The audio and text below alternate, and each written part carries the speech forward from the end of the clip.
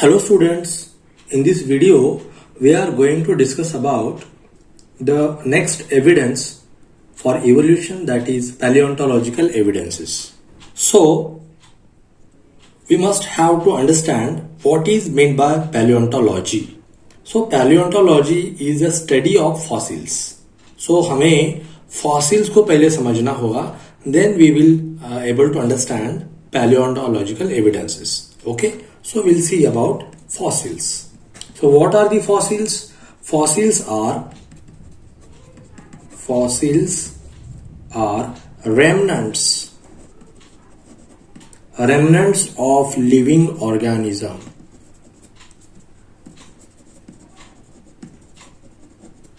or their impressions,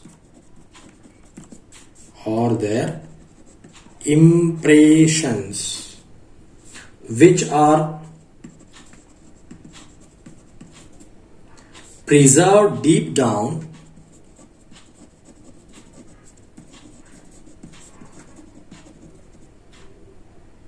in the earth's surface.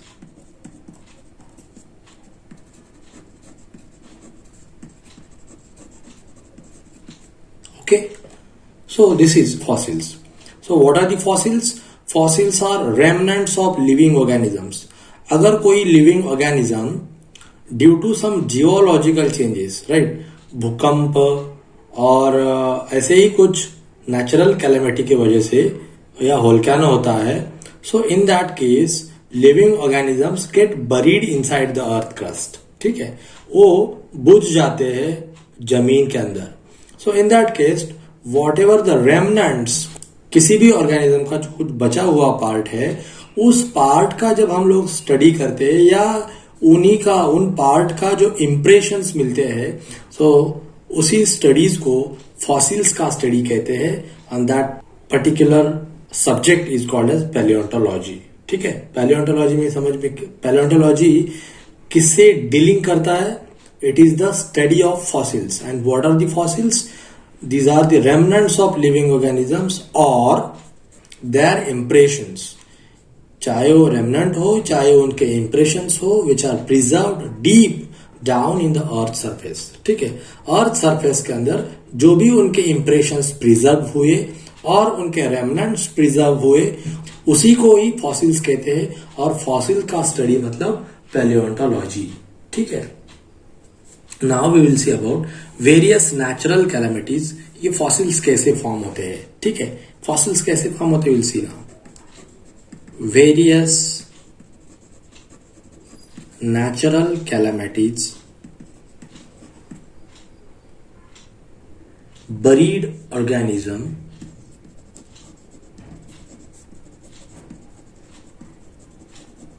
in this way.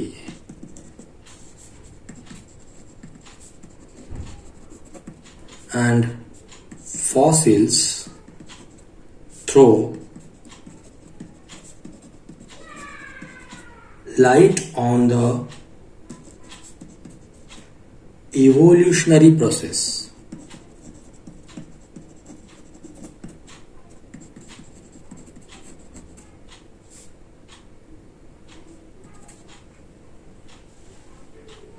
As they offer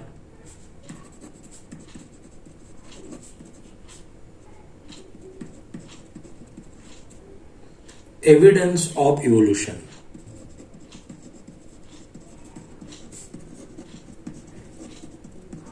See now here, various natural calamities, buried organisms. ठीक है, natural calamities से organisms buried हो जाते हैं, जमीन के अंदर बुझ जाते हैं.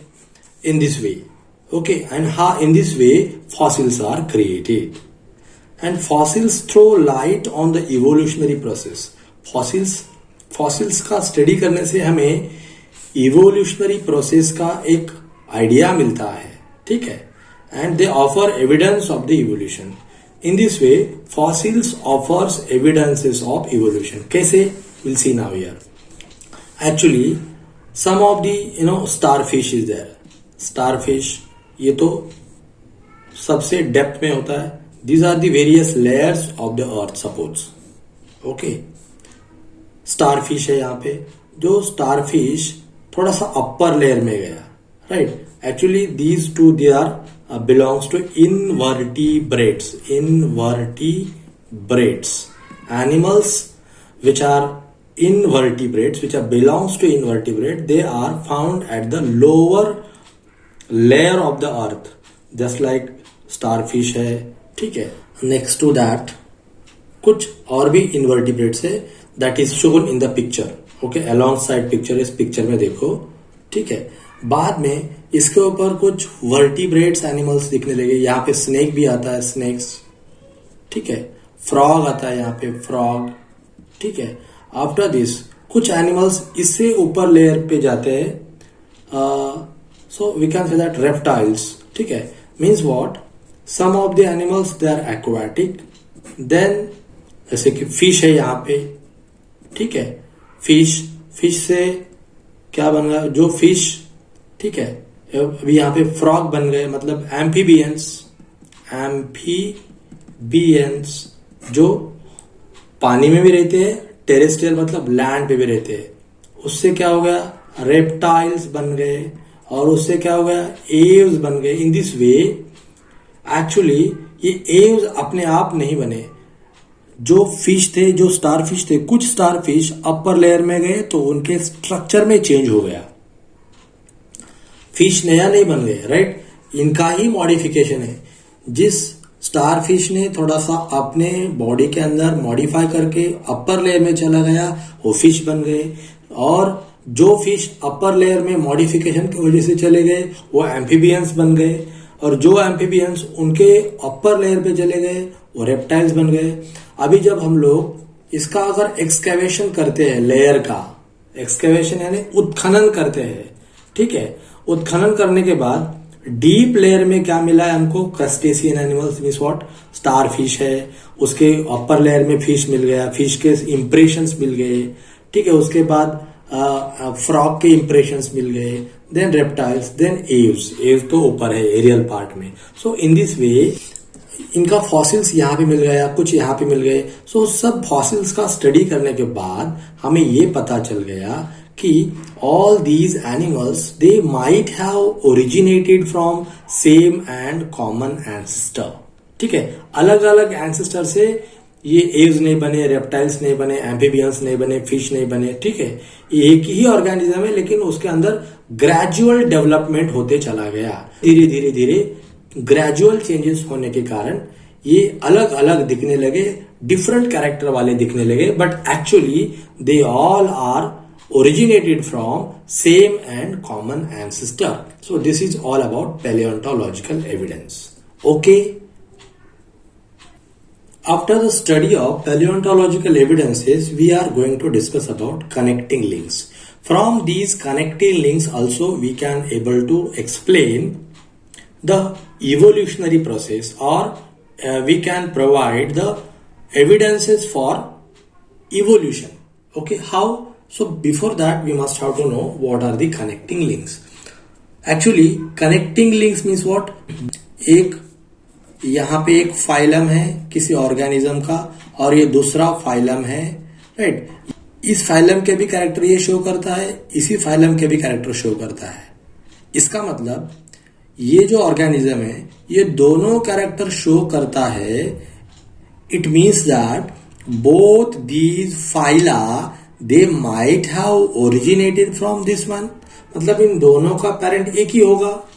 अदरवाइज इस लिंक से क्या फायदा, दोनों फाइलम को जो कनेक्ट करने वाला जो स्पीसीज है उससे क्या पता चल रहा है कि यहां तक तो ठीक थे, लेकिन यहां पे कुछ मॉडिफिकेशंस होके ये डिफरेंट हो गया, ये डिफरेंट हो गया. लेकिन यहां तक तो ठीक थे, यहां तक तो कॉमन थे, ठीक है. In this way we can guess that, we can apply our logic and tell that basically these phylums they seems to be different, but they originated from same and common ancestor. एक ही ancestor से ये दो अलग अलग phyla gradual changes के basis के ऊपर या इवोल्यूशन के बेसिस के ऊपर ये डिफरेंट हो गए हैं, ठीक है. So will see now connecting links, ठीक है। So what are the connecting links, what is called as connecting links, ठीक है। तो इसके बारे में हमें पता होना चाहिए। मैं लिखता हूं यहां पे, some organisms share morphological characters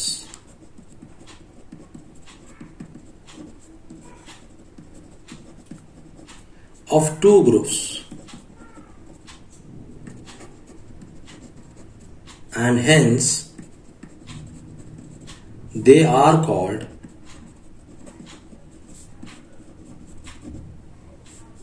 connecting links.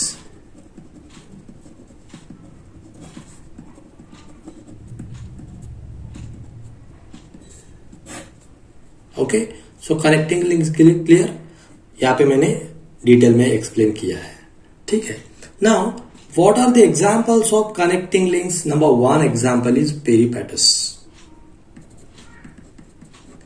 पेरिपेटस, PATUS, peripatus, okay, this is what organism, it shows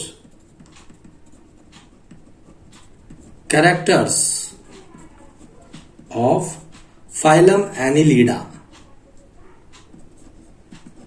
and phylum Arthropoda.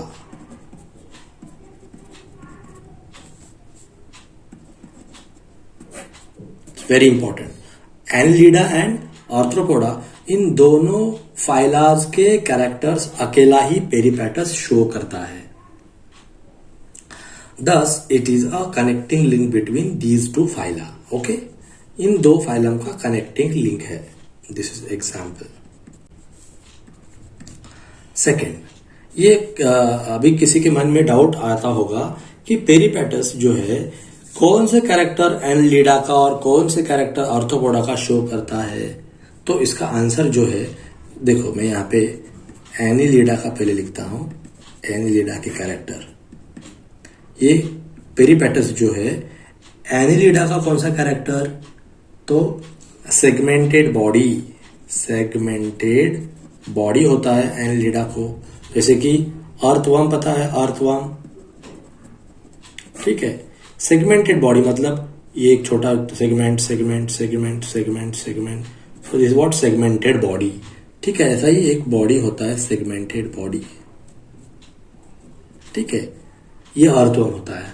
Next one, thin cuticle, second character दिखाता है इसका, थिन क्यूटिकल। क्यूटिकल का मतलब होता है स्किन, अर्थवर्म का स्किन कैसा होता है, वेरी थिन होता है, thin cuticle. And parapodia like organs,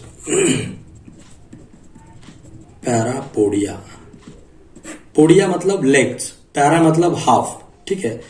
earthworm को बहुत छोटे छोटे लेग्स होते हैं, पैरापोडिया, ठीक है। तो ये सारे के सारे कैरेक्टर्स ये पेरिपेटस नाम का ऑर्गेनिज्म शो करता है।